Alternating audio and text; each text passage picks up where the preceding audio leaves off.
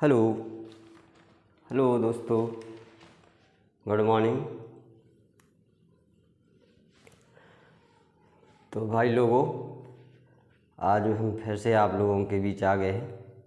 सभी विद्यार्थियों को नमस्कार। और आप लोग खूब पढ़ाई करें, इसके लिए मैं आप लोगों से कुछ कहना चाहता हूँ। तो आप लोग मेरी बात को ध्यान से सुनें। हे पढ़ लो बहना भैया रे, पढ़ लो बहना भैया रे, अनपढ़ राने नैया रे। पढ़े लिखे को हैं सब काम, पढ़े लिखे को हैं सब काम, नाम कमावे संग दाम, नाम कमावे संग दाम, और जिंदगी भर आराम। बात को मानत नैया रे, बात को मानत नैया रे, अनपढ़ राने नैया रे। धन्यवाद। तो देखिए, आज मैं क्लास 12 का जो चैप्टर है, क्लास 12, और चैप्टर कितना है, चैप्टर 3। तो आज चैप्टर 3 का मैं अगला पार्ट लेकर आया हूँ, जिसमें विद्युत अपघटन के फैराडे के नियम के बारे में मैं बताऊँगा। तो देखिए, विद्युत अपघटन के जो फैराडे के नियम हैं, हमने अभी पिछले वीडियो में सेल पढ़े हैं कि जो सेल होते हैं उनमें जो रासायनिक क्रिया होती है, उनमें विद्युत देने पर उसमें कुछ रासायनिक क्रिया होने लगती है इलेक्ट्रोडों पर। तो उसमें जो फैराडे के नियम हैं उनका क्या उपयोग है। तो देखिए, जो फैराडे का पहला नियम है, इसके पहले हम विद्युत अपघटन जानते हैं कि क्या होता है। इलेक्ट्रोलाइसिस, जब किसी सेल में विद्युत धारा प्रवाहित की जाती है तो उसमें कुछ रासायनिक क्रियाएं होने लगती हैं, उसे हम क्या कहते हैं, विद्युत अपघटन, ठीक है, या इलेक्ट्रोलाइसिस। तो ये क्रिया क्या कहलाती है, विद्युत अपघटन। जब हम किसी सेल को पात्र को बाहर से विद्युत देते हैं तो उसके जो इलेक्ट्रोड हैं उसमें रासायनिक क्रिया होने लगती है, और उसी रासायनिक क्रिया को हम क्या कहते हैं, विद्युत अपघटन। तो जो फैराडे ने इसके संबंध में 2 नियम दिए हैं। तो पहला नियम है, ये सन 1833 में फैराडे ने विद्युत अपघटन के प्रयोग से बताया कि किसी इलेक्ट्रोड पर मुक्त होने वाले पदार्थ की मात्रा या गैस की मात्रा विलयन में प्रवाहित होने वाली विद्युत धारा के समानुपाती होती है। मतलब जब सेल होता है तो उसमें 2 इलेक्ट्रोड होते हैं, तो एक इलेक्ट्रोड पर क्या होता है कि जो इलेक्ट्रॉन मुक्त होते हैं, और वहाँ जो पदार्थ की मात्रा, किसी इलेक्ट्रोड पर मुक्त होने वाले पदार्थ की मात्रा, उस इलेक्ट्रोड पर क्या होता है कि पदार्थ की मात्रा मुक्त होती है, ठीक है, या कोई ऐसा जो हम कंपाउंड ले लें तो उसमें गैस हो तो गैस उत्पन्न होती है। तो वो किसके बराबर होती है, विलयन में प्रवाहित करने पर विद्युत धारा की समानुपाती होती है। यानी जितनी हमने विद्युत धारा उसमें प्रवाहित की थी, तो जितनी मात्रा पदार्थ की क्या हुई है, बनी है, वो क्या है, विद्युत धारा की समानुपाती होती है, यानी बराबर होती है। तो देखिए, W बराबर Q। W यहाँ क्या है, W यहाँ क्या है, पदार्थ की मात्रा है, और Q क्या है, उस पर दिया गया आवेश है, ठीक है, क्या है, दिया गया आवेश है, विद्युत है। या हम इसी प्रकार इसको इस प्रकार भी लिख सकते हैं, W बराबर ZQ। अब चूंकि यहाँ लिखते हैं, इसके क्या होती है, समानुपाती होती है, ठीक है, समानुपाती होती है। जब हम समानुपाती का चिन्ह हटाएंगे तो क्या आता है, वहाँ एक स्थिरांक आता है, कांस्टेंट आता है। तो यहाँ इसको ऐसे लिख सकते हैं, W बराबर ZQ। अब देखिए Q यहाँ आवेश है और Z एक समानुपातित स्थिरांक है, जिसे हम क्या कहते हैं, रासायनिक तुल्यांक भी कहते हैं। क्या कहते हैं, विद्युत रासायनिक तुल्यांक भी कहते हैं। और ये मैंने बता ही दिया कि Q एक विद्युत आवेश है। ठीक है, यदि हम इसको एग्जाम्पल से भी समझ सकते हैं कि मान लीजिए हम जब किसी पात्र में इसको आप लोग ऐड कर लें, जैसे हमने किसी पात्र में यहाँ 2 इलेक्ट्रोड डाले हुए हैं, जिसको हम क्या कहते हैं, इनको पूरे को सेल कहते हैं। तो इसमें जब हम इसको विद्युत धारा देते हैं तो क्या होता है, यहाँ इस पर क्या होता है, इस दोनों इलेक्ट्रोडों पर कुछ क्रिया होने लगती है। ठीक है, यहाँ क्या होता है, आयन बनते हैं। ठीक है, और यहाँ कुछ गैस रिलीज होती है या जो भी है, या कोई धातु होती है तो वो उस पर जमा होने लगती है। तो इसमें जो रासायनिक क्रिया होती है, यानी जितनी भी जो पदार्थ की मात्रा होती है वो किसके बराबर होती है, जितना हमने इसमें आवेश दिया है, यानी जिसमें जितनी हमने मात्रा में विद्युत दी है उतनी ही मात्रा कितने पदार्थ की होती है। ठीक है, जो पदार्थ रिलीज होता है उसकी मात्रा किसके बराबर होती है, विद्युत के बराबर होती है, आवेश के बराबर होती है। ठीक है, आइए हम देखते हैं, इसको आगे समझते हैं थोड़ा। तो पहले हमें इसको थोड़ा साफ करना पड़ेगा। ये आप लोग इसको ऐड कर लें, ये इसकी डेफिनेशन है और ये उनका फैराडे का नियम है। देखिए हम देखते हैं कि यहाँ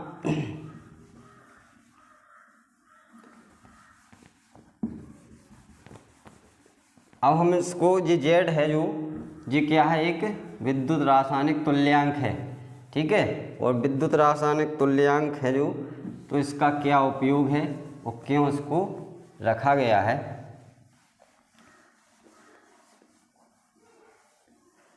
यहाँ देखते हैं हम, चलिए यहाँ देखते हैं। हमने देखा कि यहाँ जो Z है, Z क्या है, एक विद्युत रासायनिक तुल्यांक है। तो यहाँ देखिए जो Z होता है, Z बराबर होता है E/F। अब जो E है, ये क्या है, ये क्या है, तुल्यांकी भार है। क्या है, ये तुल्यांकी भार है। और F क्या है, ये एक स्थिरांक है, जैसे फैराडे। ठीक है, इसका मान होता है 96, यानी 996,500, 96,500। इसका मान कितना होता है, इतना होता है। अब जो एक फैराडे है, तो ये एक फैराडे को भी हम समझ सकते हैं कि एक फैराडे कि ये 96,500 क्यों होता है। तो एक फैराडे बराबर हम देखते हैं कि यहाँ हमने देखा कि यहाँ एक मोल में कणों की संख्या, एक मोल में कणों की संख्या और गुणा क्या है जी, एक फैराडे, एक मोल में कणों की संख्या है और गुणा साथ में कितना है, एक इलेक्ट्रॉन पर आवेश। ठीक है, तो यहाँ देखते हैं F बराबर, जो F बराबर, पहले हम इसको F को देखते हैं, फिर E को भी हम बताएंगे कि जो तुल्यांकी भार है उसको कैसे निकालते हैं। तो एक यहाँ देखिए, हमें पता है कि जो एक मोल होता है जिसको हम बोलते हैं एवोगैड्रो नंबर, 6.022 इंटू 10⁻23 और इंटू यहाँ में एक इलेक्ट्रॉन का जो मान है उसका, एक इलेक्ट्रॉन पर जो आवेश होता है वो कितना होता है, एक इलेक्ट्रॉन का आवेश होता है कितना, 1.602 इंटू 10⁻⁻19। ठीक है, तो जब हम इसका मल्टीप्लाई करेंगे, क्या करते हैं, इसका मल्टीप्लाई करते हैं तो क्या होता है, यहाँ हमें एक फैराडे बराबर कितना प्राप्त होता है, 96 और 500, 96,500 कूलम। तो इसलिए यहाँ जो F है उसकी जगह पे क्या रखा जाता है, 96,500 को रखा जाता है। ठीक है। अब जो तुल्यांकी भार है E क्या है, एक तुल्यांकी भार है। तो इसको हम देखते हैं कि ये कैसे निकालते हैं। तुल्यांकी भार को हम क्या करते हैं, जैसे हमने मान लीजिए कोई पदार्थ है, तो उस पदार्थ को क्या करते हैं, ई का मान, कोई पदार्थ है तो उसका जो पदार्थ का जो तुल्यांकी भार है वो कैसे निकालते हैं। ठीक है। तो तुल्यांकी भार मतलब होता है कि एक तो तुल्यांकी भार का मतलब है आपका कि जो परमाणु द्रव्यमान, क्या किसी तत्व का क्या परमाणु द्रव्यमान और बटे में क्या उसकी वैलेंसी या संयोजकता। अब इसी को यदि हम आगे, जैसे मान लीजिए सोडियम धातु है, ठीक है, और इसकी संयोजकता कितनी है, तो इसकी संयोजकता कितनी है अपन को मालूम है कि 1 है। ठीक है। अब यहाँ देखते हैं कि इसका द्रव्यमान कितना है, सोडियम का 23। अब यदि हम 1 से डिवाइड करेंगे तो कितना आ जाता है, 23। यानी ये क्या निकला है, इसका सोडियम का क्या निकला है, तुल्यांकी भार। तो ये ई क्या है, एक तुल्यांकी भार है। ठीक है। तो आप लोगों को ये पहला नियम समझ में आया होगा।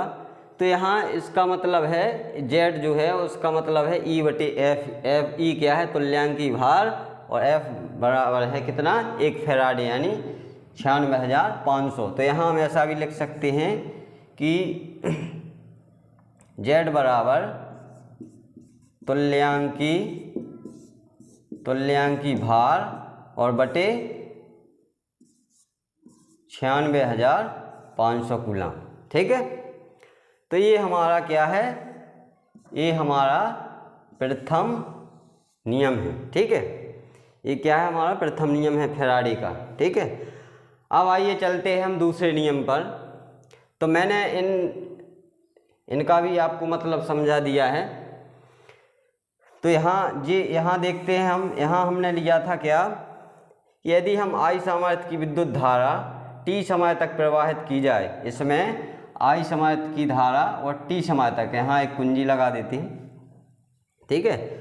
तो T समय तक प्रवाहित की जाए तो क्या होगा, W बराबर क्या होगा, Z गुणा IT। यानी ये IT है, ये किसका मान है, Q का। यानी यहाँ Q बराबर कितना होता है, Q बराबर होता है कितना, Q बराबर I गुणा T, यानी धारा गुणा समय।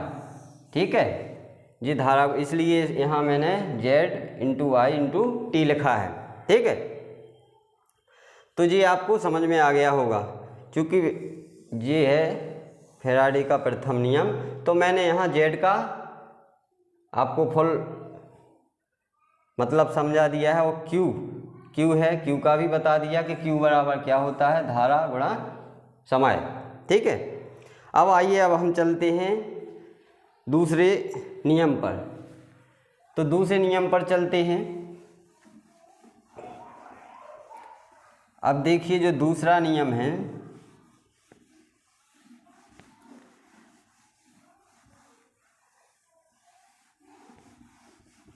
अब दूसरे नियम में क्या है, यदि विद्युत की समान मात्रा को, क्या है कि यदि विद्युत की समान मात्रा को भिन्न भिन्न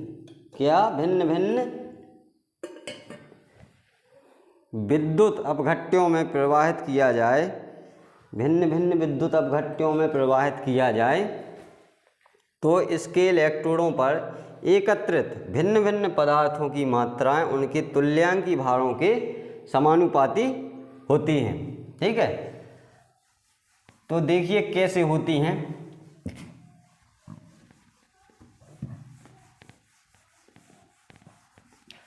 अच्छा, तो हम पहले देखते हैं इसको चित्र द्वारा समझते हैं। तो देखिए यहाँ चित्र द्वारा समझते हैं। मान लीजिए हमने यहाँ दो पात्र लिए हैं, इनको हम एक श्रेणी में जोड़ते हैं। जब क्या करते हैं, इनको एक श्रेणी में जोड़ते हैं, ठीक है। यहाँ इसमें क्या है, इलेक्ट्रोड हैं,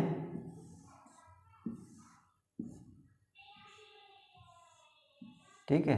यहाँ भी दो इलेक्ट्रोड हैं इस पात्र में। अब देखिए यहाँ इसको हम कैसे एक बैटरी से जोड़ते हैं, ठीक है। और यहाँ हमने इसमें क्या लगा दिया, यहाँ लगा दी एक कुंजी, ठीक है, जिसको हम बोलते हैं स्विच, ठीक है। तो इससे हमें क्या पता चलता है, समय का पता चल जाएगा। क्या चल जाएगा, समय का, कि हमने कितने टाइम तक इसमें विद्युत धारा प्रवाहित की है। जैसे ही हम ऑन करते हैं और बंद करते हैं तो हमें उससे पता चल जाता है कि हमने कितनी विद्युत धारा प्रवाहित की है, ठीक है। तो इस प्रकार से इनको दोनों को क्या कर दिया, हमने जोड़ दिया, एक क्रम में जोड़ दिया, ठीक है। तो यहाँ ये इलेक्ट्रोड है जो, ठीक है, तो ये जो इलेक्ट्रोड है ये क्या है, यहाँ पदार्थ की मात्रा, क्या है, पदार्थ की, यहाँ पदार्थ की मात्रा का पता चलेगा, पदार्थ की मात्रा। और यहाँ क्या पता चलेगा हमें, जो उसमें दिया गया क्या है, आवेश, ये आवेश नहीं, सॉरी, तुल्यांकी भार, तुल्यांकी भार, ठीक है। ये क्या है, तुल्यांकी भार है, ठीक है। यहाँ तुल्यांकी भार होगा यहाँ, ठीक है। यहाँ पदार्थ की मात्रा कितनी निकल रही है और यहाँ उसका तुल्यांकी भार, यानी इस पर एकत्रित हो जाता है, या गैस हो तो गैस भी रिलीज होने लगती है, ठीक है। अब देखते हैं हम कि यहाँ ये आपका प्लस वाला है और ये माइनस है, ठीक है। ये प्लस, ये माइनस, तो ये प्लस है तो ये माइनस होगा और ये प्लस होगा, ठीक है। यहाँ हमने एक एमीटर लगा दिया है जिसके हम विद्युत धारा आई प्रवाहित करते हैं और इससे हमें पता चलता है। तो इसका विद्युत धारा जिसको हम, हाँ, आई है। तो आपने देखा है प्रथम नियम में कि Q बराबर क्या था, I इंटू टी। यहाँ ये समय से पता चलेगा और यहाँ धारा, कितनी धारा जा रही है, ठीक है। तो यहाँ Q बराबर I इंटू टी हो जाएगा, ठीक है। अब हम देखते हैं कि जो आप देखिए फैराडे ने क्या कहा, यदि विद्युत की समान मात्रा को भिन्न भिन्न विद्युत अपघट्यों में प्रवाहित किया जाए तो इलेक्ट्रोडों पर एकत्रित भिन्न भिन्न पदार्थों की मात्राएं उनके तुल्यांकी भारों के समानुपाती होती है। अब देखिए यहाँ दो सेल जुड़े हुए हैं, तो यहाँ इसमें एक ही धारा प्रवाहित हो रही है। इसमें लिखा है कि समान मात्रा, विद्युत की समान मात्रा, तो दोनों में क्या समान मात्रा प्रवाहित हो रही है कि विद्युत की। तो भिन्न भिन्न विद्युत अपघट्यों में प्रवाहित किया जाए तो इलेक्ट्रोडों पर एकत्रित भिन्न भिन्न पदार्थ, यहाँ दोनों इलेक्ट्रोडों पर जो एकत्रित होगा पदार्थ, ठीक है, यहाँ एकत्रित होगा, तो इसकी मात्रा किसके बराबर होगी, तुल्यांकी भारों के बराबर, ठीक है, उनके तुल्यांकी भारों के बराबर होती है, ठीक है। तो देखिए यहाँ W क्या है, जी W क्या है, यहाँ मैंने आपको बताया था कि W क्या है। यहाँ देखते हैं, जो W है पदार्थ की मात्रा है, ठीक है। और जी क्या है, जी क्या है, E1, जिसको बोलेंगे E1, जी क्या है, तुल्यांकी भार है। ऐसे ही इसमें होगा, इसमें W2 और इसमें होगा क्या, E2, ठीक है। तो भिन्न भिन्न जो पदार्थ हैं इन पर इलेक्ट्रोडों की जो मात्रा है वो किसके बराबर होगी, उसके तुल्यांकी भार के बराबर होगा, ठीक है। W क्या है, W देखिए पदार्थ की मात्रा है, और ई क्या है, तुल्यांकी भार है, तो ये उसके क्या है, समानुपाती है। या हम ऐसा भी लिख सकते हैं W बराबर के ई। जब हम इसको प्रोपोर्शनल को हटाएंगे तो यहाँ एक स्थिरांक आ जाता है और यहाँ हमने के स्थिरांक लगाया है, ठीक है। तो यहाँ जब स्थिरांक को इस तरफ लाएंगे तो के बराबर क्या हो जाएगा, W बटे ई। या ऐसा भी लिख सकते हैं इसको कि ये है आपका पहला विद्युत अपघट्ट W1 बटे E1 और ये दूसरा विद्युत अपघट्ट है W2 बटे E2, ठीक है। अब जब हम इसको E1 को इस W2 को इस तरफ लाएंगे और E1 को उस तरफ ले जाएंगे तो W1 बराबर W2 बराबर E1 बटे E2। मतलब जो पदार्थ की मात्राएं हैं वो किसके बराबर होती हैं, उसके तुल्यांकी भार के बराबर होती हैं। W1 की E1 के बराबर, W2 की E2 के बराबर, ठीक है। अब देखिए हम देखते हैं इसको, यदि हमें सिद्ध करना है तो हम इसको सिद्ध भी कह सकते हैं कि किस प्रकार से ये आता है, तो हमें यही प्राप्त होने वाला है। देखिए भाई लोग, आप लोग इसको थोड़ा ध्यान से देखें तो यहाँ क्या होता है, हमें पता है कि W बराबर, अभी जो हमने पहले नियम में देखा था कि W बराबर क्या था, ZQ था। क्या था, W बराबर ZQ। तो यहाँ दो विद्युत अपघट्ट हैं, तो यहाँ हम क्या देखते हैं, दो सेल हैं। तो पहले के लिए यहाँ देखते हैं,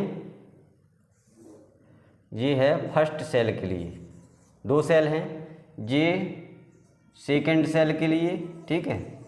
तो यहाँ देखते हैं हम कि जो फर्स्ट सेल है, तो फर्स्ट सेल के लिए W1 बराबर क्या हो जाएगा, Z1 और Q, ठीक है। यहाँ हो जाएगा W2 बराबर Z2 और Q।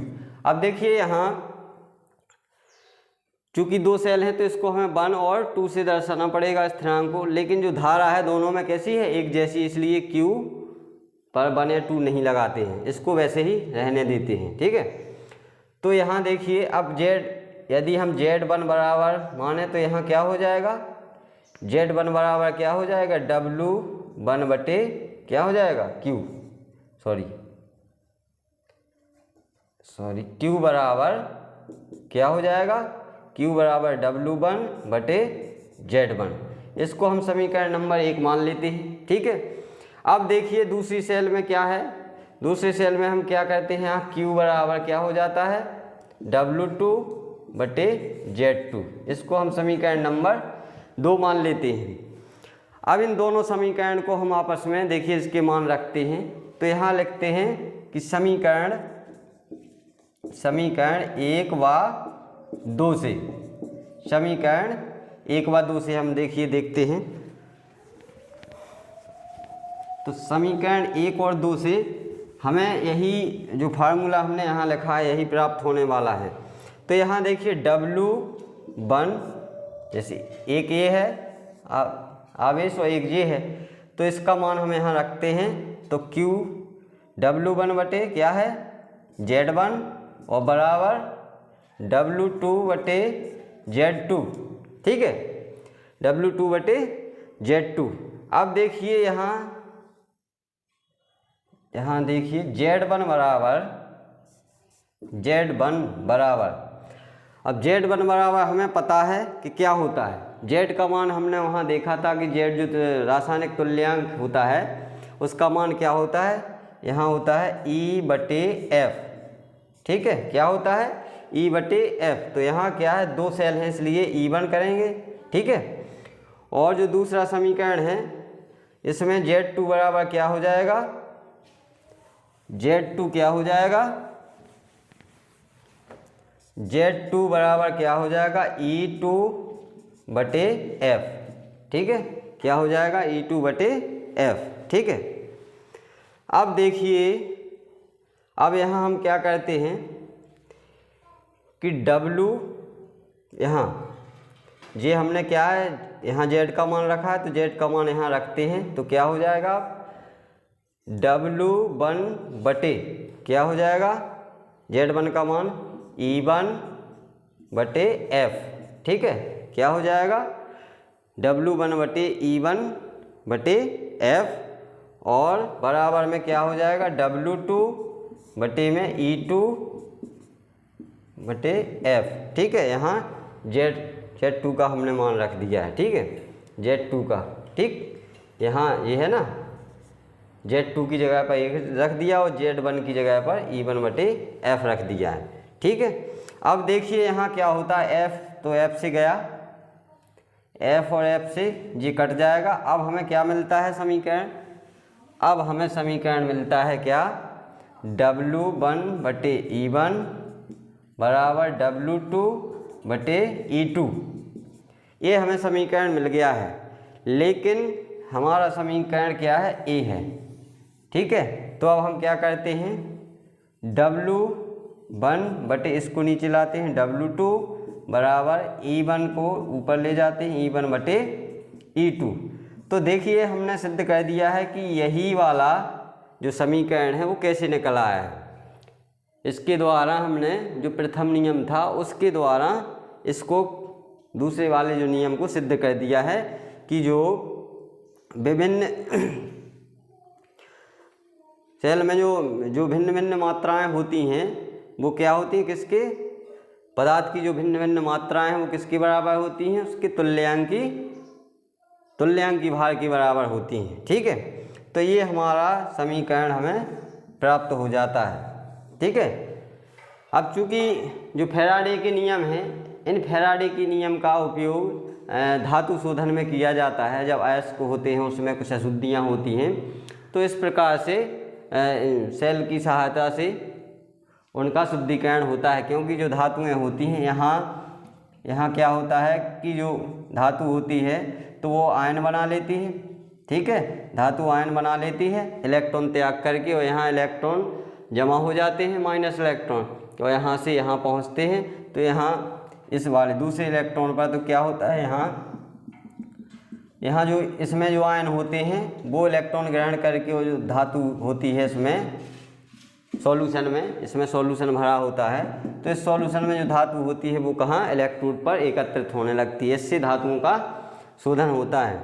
ठीक है, तो आप लोग सभी स्टूडेंट समझ गए होंगे। तो आप लोग ऐसे ही मैं वीडियो लाता रहूँगा, आप उसको देखें और वीडियो को पूरा देखें। एक बार में समझ में ना आए तो दूसरी बार देखें। और मैं तो आप लोगों के लिए वैसे भी लाता रहता हूँ वीडियो, तो आप लोग मेरे चैनल को सब्सक्राइब जरूर करें और अपने मित्रों को बताएं। ठीक है, और आप लोगों के लिए मैं कुछ मोटिवेशन लाइनें भी लाता रहता हूँ, तो आप लोग खूब मज़े से पढ़ें और जो भी आपको प्रॉब्लम हो आप कमेंट में मुझे बताएं। ठीक है, ओके, धन्यवाद।